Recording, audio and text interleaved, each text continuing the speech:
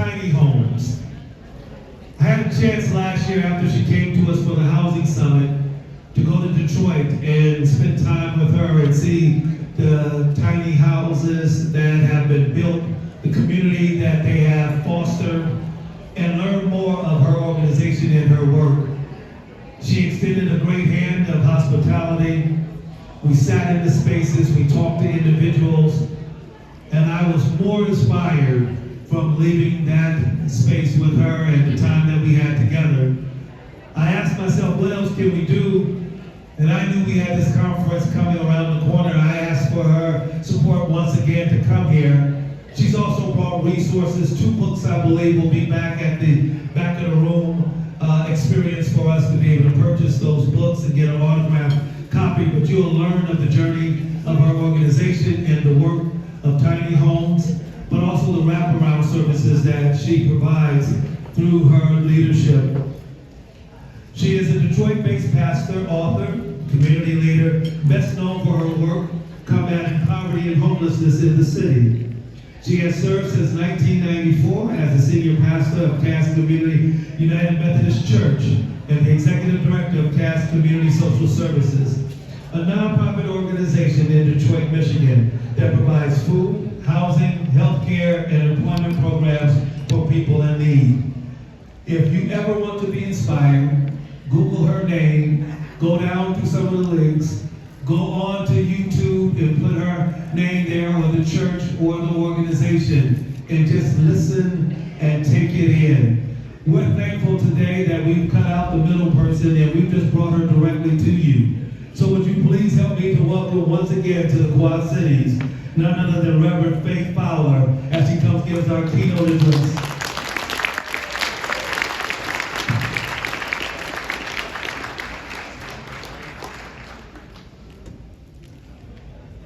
So I want to thank you for the candy line, and I don't want to discourage anybody from sitting down. I'm a diabetic and I filled the whole bag. While they're going through the line, I'd tell you about my first Sunday at Cass 32 years ago. I got there, it was 11 o'clock on Sunday morning, I was the only one there. I know. It was a holiday weekend, 4th of July weekend, I thought, well, maybe they're sleeping in a little late. No. The choir came in, maybe 5 minutes after, which I would learn is common at my church. Nobody comes on time. And they gathered around the piano, about 5 of them, and it was pretty pathetic. And then as the service went on, people began to sort of come in like a Chinese torture test, just one here, one there. And then about 10 people arrived who were developmentally disabled adults who belonged to the church but came on the van and I didn't know it. And one of them, by the name of Helen, was an usher. So she stood at the very back of the sanctuary, probably, 15 feet from the pulpit.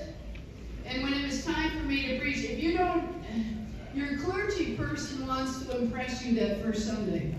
Just so you know, man, woman, young, old, black, white, doesn't matter. They want you to leave the sanctuary, wherever you're worshiping, and go and tell all your neighbors to come the next time, right? So my first Sunday there, I pull out all the stops. I started preaching like Howard Thurman. I'm on fire. I'm the burning bush right there in the pulpit. I'm giving really good illustrations and telling funny stories. And then Helen, who's under that exit sign at the back of the church, yells out, "Hey, lady!" This has never happened before or since, but if you're a visitor somewhere and you want to get the clergy person's attention, just yell out like that. And then she finished what she was saying at earth-splitting volume. She said, "We're out of toilet paper!"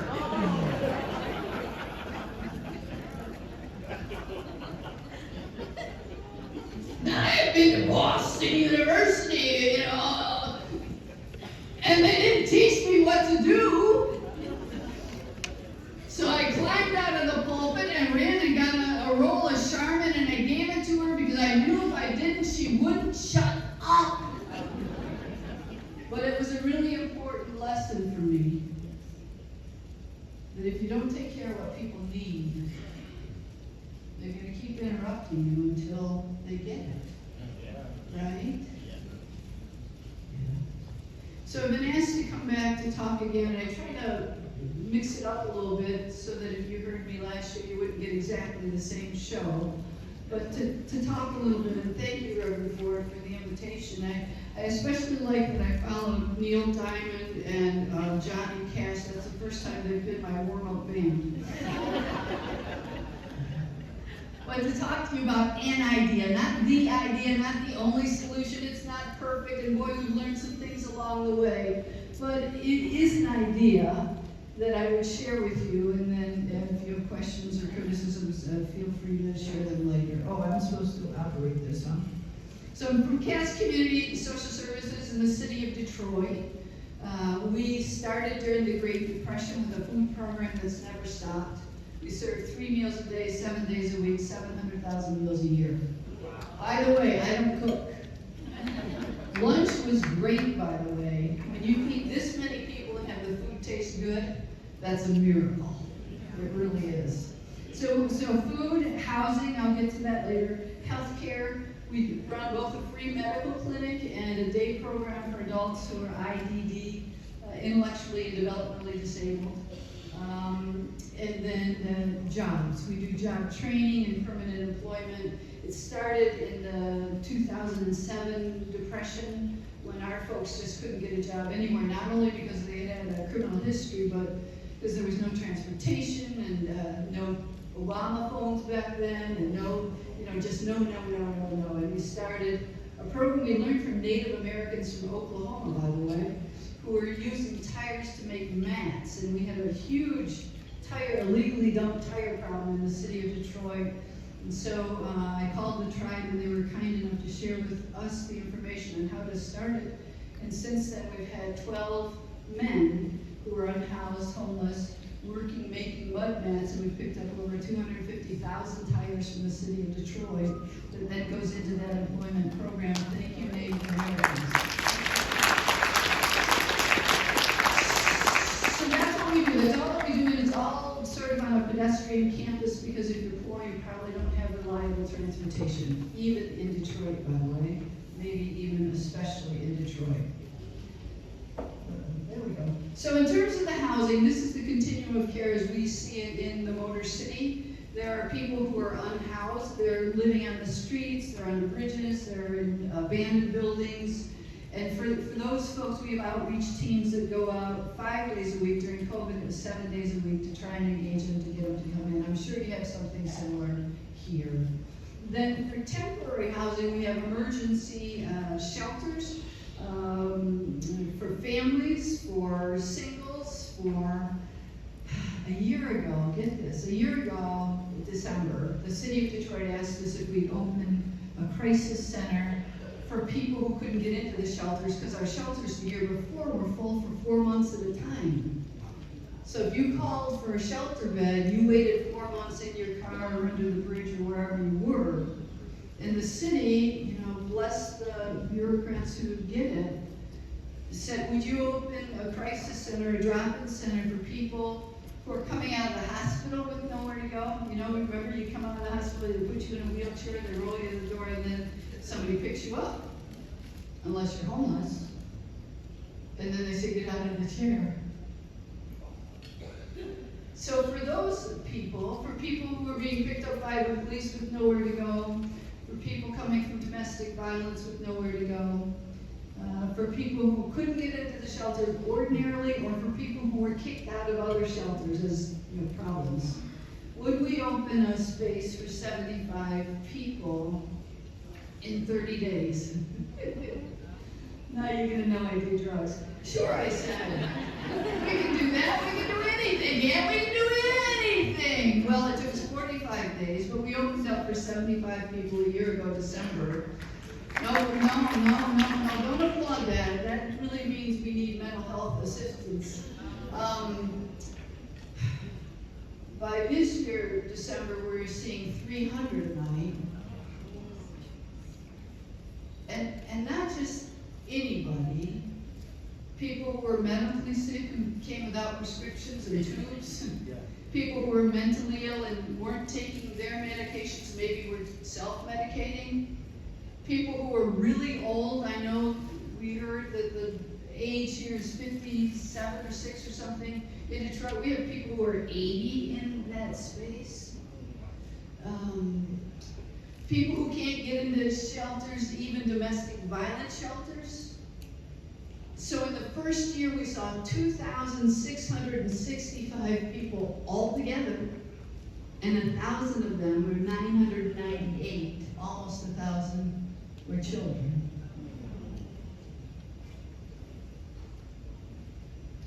So that's part of our emergency services. We keep trying to perfect it, but we just weren't expecting what we received, and that's before all of the changes from Washington take place. We have a rotating shelter, we have a family shelter. Actually, our family shelter is an old convent. We converted into a shelter so that every family gets a private room, which really made us happy. It took a lot of fighting to make it happen. So then beyond that, there's rental housing. Let me stop there. People who are doing tiny homes villages, and there are quite a few organizations, great organizations doing them. What most of them are attempting to do is create an alternative to temporary shelters.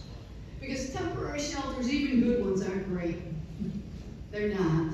And in a lot of those cases, people are trying to deal with encampments that are being scooped up and relocated, and people who really don't want to come inside for whatever reason. And so they've used yurts and some tiny houses, sometimes with electricity and heat, and sometimes not, usually with community center for kitchens and showers and stuff they do together. But there's a little bit of privacy and much more dignity. But that's not what we're doing, just so you know. We are already doing shelters. I'd be happy if we never did shelters again, quite frankly. Then there are housing options. There's single room occupancies, SROs, and we have a couple of those, and they're especially good with people who are schizophrenic or bipolar and need individual space and yet some community supports. We have low, no income units that are basically government funded, and that's a really good thing. I hear people calling for affordable housing, but what it doesn't do is, the real money in that goes to the developer and the investor, but in order to stay there, you have to stay poor, which doesn't sound like the American dream to me. We have some. I'm not trying to be overly critical. It provides housing for people who need it, but that's no longer my goal. We've started doing, under the market rate column, we've started doing shared housing, because I'm worried about what's going to happen with the federal government, quite frankly. If all that funding, all that supportive money goes away, then our folks are going to be back out on the street. But if you have any kind of income, say you make $800 a month and you make $1,000 and you make $1,200, if you all live together, then that amount of rent goes down to a third of that, and you can do it. And so we've started pairing people, sort of like the dating game, you know? Are you a night person or are you a day person? Do you like punk rock? Do you like gospel? Do you snore? Do you want a dog? Do you want a cat? I mean, it's all like you're going to college again. Can you live with this person? Do you want to live with this person? And then we surround them with some supports, and it's working a little. There have been some bumps. But shared housing is an idea that may be forced upon us, even if we're not ready for it. And then the last is really different, and this is our idea for tiny houses, that we not only want residential stability, you've got a roof over your head, and running water, and heat, and air, and a kitchen, and some privacy, but you have the chance at economic mobility. That Detroit, I don't know about this area as much, but all that great migration you heard about this morning, that's wonderful. They came up to work in the Ford plants for $5 a day. It was a great thing. But in terms of segregation, black and white, rich and poor, redlining is our history. So they had no chance at generational wealth. When my mom died, I got a house. If you're middle class or upper class, you're going to get something that's going to help you financially be secure. If you're poor, you raise the money for a cremation. That's how it goes. So our idea was to create housing that's small, because it's better for the planet and cheaper to build, but has dignity built into it and the opportunity for economic mobility. That we have a lot of people living on $8,000, $10,000, $12,000 a year, and no bank, no credit union, nobody, not even Habitat, is going to give them a mortgage they can. By the way, I'm a big believer in Habitat. But our folks just didn't qualify. And I don't think anybody should have to. It's different if you want to. I don't think anybody should have to rent for your entire life, making somebody else wealthy. So that's the difference. Tiny homes are used in different ways. That's the way we have used it, and why. So you can see on my left side, maybe it's your left side too, a Google photo of the area in 2009. There was nothing, absolutely nothing there.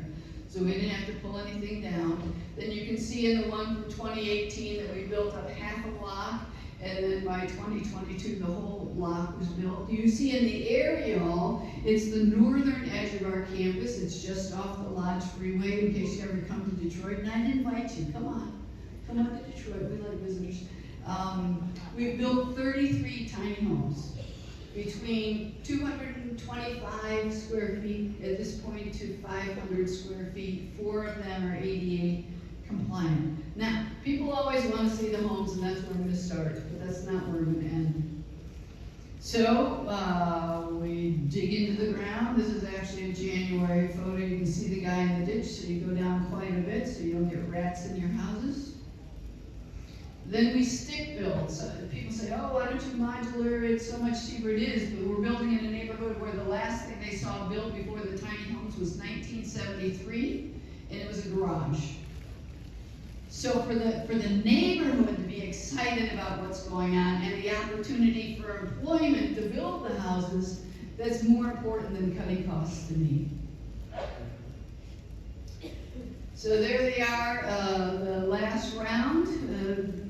We use professionals to build them. We want a good quality house, right? So you hire a general contractor, he or she hires the trades where you have to pull a license or a permit, so electricians and plumbers and carpenters do all the things that have to go through the city for sign off, if you will. By the way, we didn't need a special variance to build these houses because we're building houses where they used to be until the civil unrest or the riots in the city of Detroit, and people left. Sometimes they left their houses, or they burned down their houses for the insurance, or their houses became so dilapidated that they had to be raised.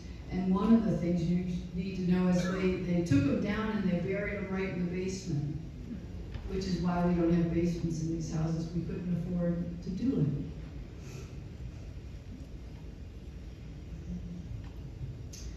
But as you can see, they're all different. They're all different inside and outside on purpose. Here's your question, how come? Oh, come on, I know they made me talk after lunch, but how come? People are different, and looks like a real neighborhood, and you're both right, but there's another right.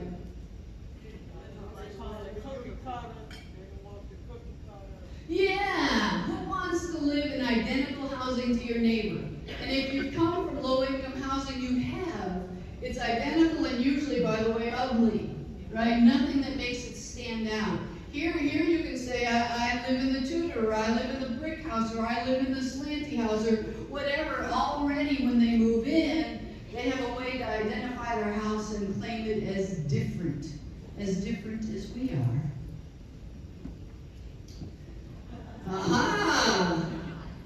So the A-frame is next to a log cabin in the city of Detroit. We now have two. There's one that actually survives from a senator from way back in the day.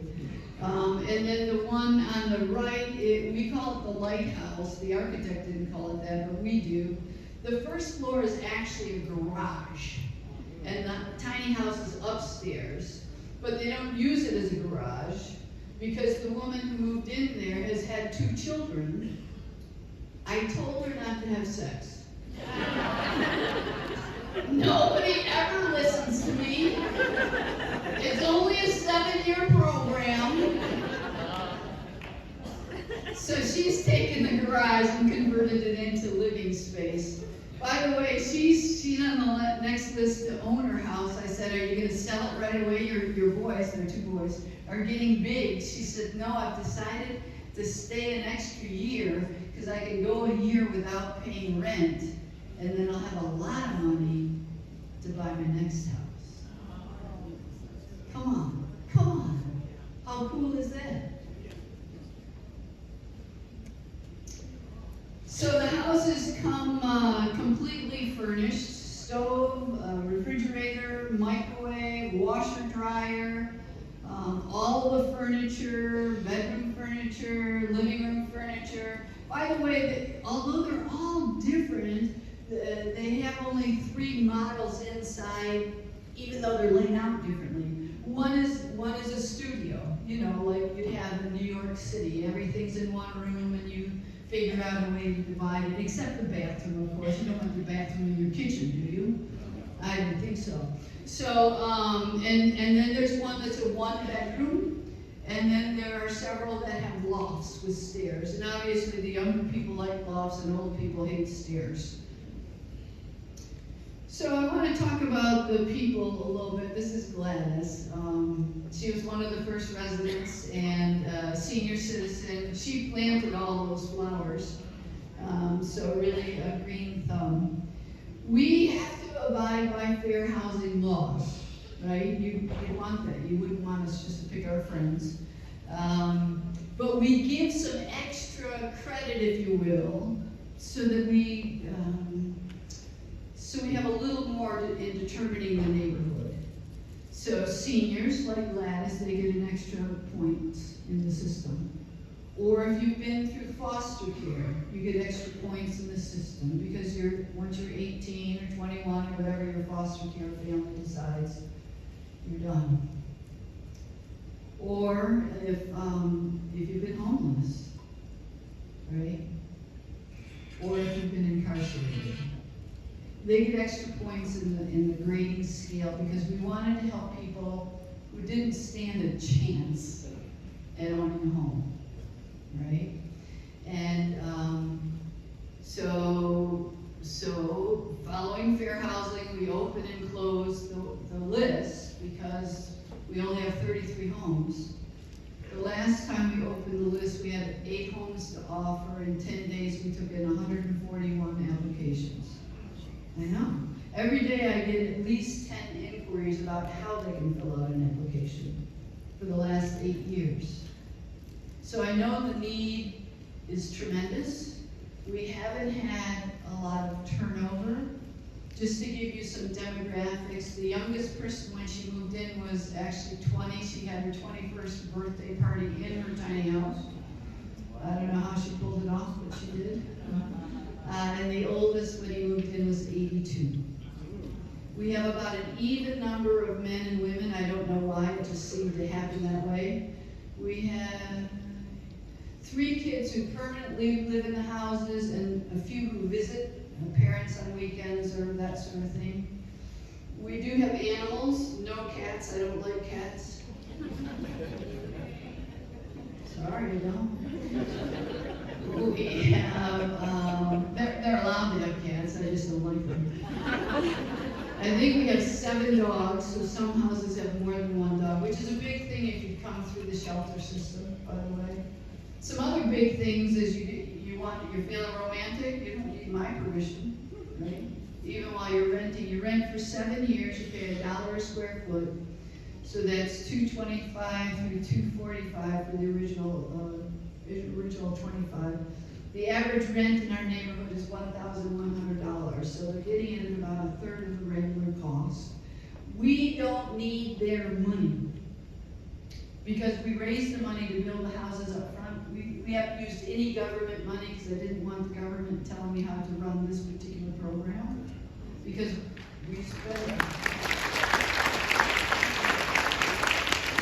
And it's been a blessing in disguise, because people want to help. People want to do something in terms of homelessness, in terms of poverty, in terms of race, in terms of city, suburb. They want to do something and they don't know how, and I never knew that I could ask people for that kind of. I have little old ladies coming into my office writing $30,000, $40,000, $50,000 checks.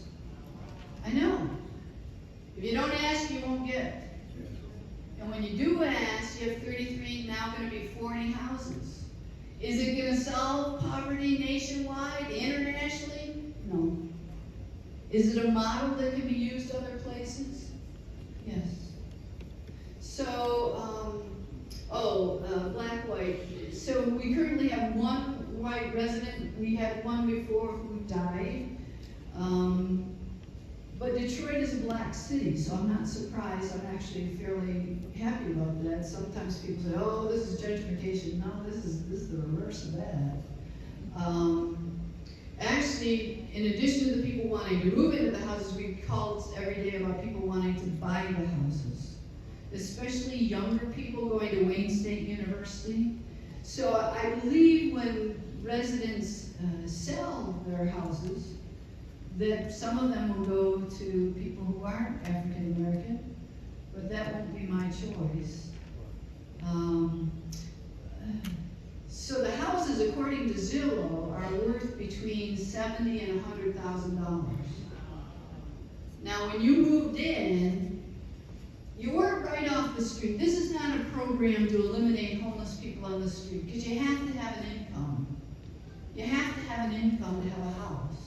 We can make it easier, we can make it doable, but once you own a house, if you don't have an income, how are you going to pay the taxes? How are you going to pay the water bill? How are you going to pay the heat, right? You have to have an income, but it can be as low as $8,000, $10,000, $12,000 a year. And then, if you move in and your biggest asset is a bicycle, after 7 years of fulfilling the requirements, you own something that's worth something.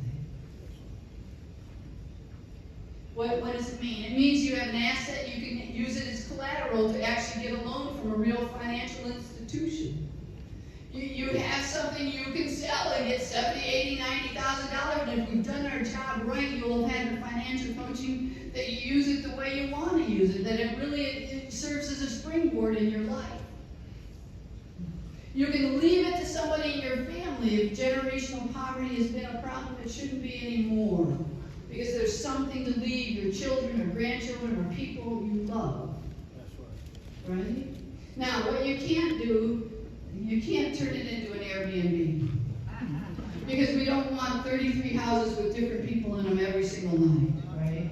You can rent it out, and one of the first landlords rents his house out. So 7 years before he moved in, having lived through the foster care system with nothing and nobody, I think he had a bicycle, but that was it. 7 years later, he moves out and rents out his house. He's now a business owner. Hallelujah! I mean, that's great news, right? They can even decide to do an addition on their house. This is in the deed, by the way. You can put an addition on your house, but you can't make your house bigger than 750 square feet. So you can add another bedroom or a bathroom or a living room or whatever. If you're having children, maybe you want to do that. But it's a tiny home community, and so we didn't want a McMansion next to all these small houses.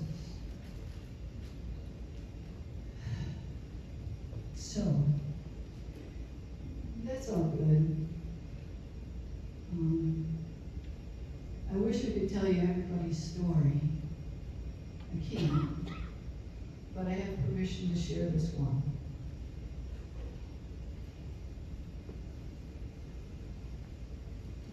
It was a dark day in Detroit. Oh, no, where's my story?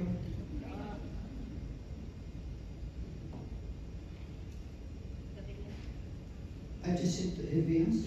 Yep, in the video. Is it? Thanks.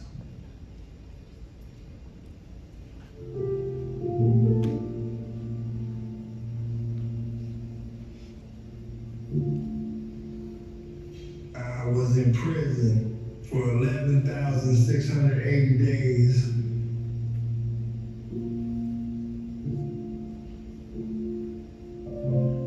I was born and raised in Detroit, and I had a wonderful childhood until Johnny was killed in 1984. He shot himself by accident right in front of me and the other neighborhood kids. He was my best friend. I just got to thinking that I really didn't have any more purpose in life. That's when I went in the wrong direction. I started hanging out with the wrong people. Everything changed. One night, I went out with a couple of my buddies. We planned to do a robbery, but the robbery turned into murder. The judge said, I sentence you to prison for the rest of your natural life. I was 16. My first 4 to 5 years in prison were hard. I got into fights every other week. Then things changed again. I started going to school. Before prison, I made it to the 9th grade, but I never learned to read. They taught me how to read and write, and I got my GED in 1991. It allowed me to get a good job in prison, but more important, I could now write the victim's family. I asked them for forgiveness. I knew that I had done wrong. They did forgive me, and that brought tears to my eyes. When Michigan changed the rules about locking up minors for life, I hoped that I could get out. Reverend Fowler wrote a letter for my lawyer to use during the appeal. It said that Cass would support me if I was released. And then they let me out. I was in prison for 32 years. But when I got out, it seemed like everything I loved was gone. My parents and my sister were dead. My friends were gone. Even my housing had disappeared. The first Sunday I was out, I went to Cass Church. Everybody at Cass was nice. I felt like I knew everybody. When I was in prison, the doors closed and all I could see was black. The day I got my tiny house keys, man, it made a world of difference. In the tiny home, I can open and close the door myself. It's real good. If Cass wasn't in my life, I'd still be struggling. I finished the 7 years of the program. Now I own my house. It feels like I accomplished something. I'd like to thank Cass for being with me all these years, because Cass is like a family. Cass gave me hope, and I appreciate that. I can smile.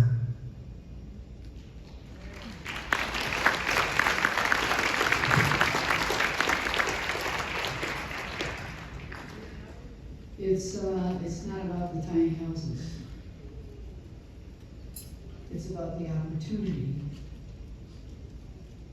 Dee is one of the finest men we have in the community. He volunteered for trick-or-treating with the kids. He volunteered in the Christmas store for the community. So these houses are serving sort of as an anchor to reestablish a place that was forgotten. Full of drugs, still some drugs, but now we're working on an old Catholic church and going to convert it into a grocery store and a gym and vocational training classes. And before these houses, I'm not sure the community believed, but today they do. So it's not the solution for everything. It is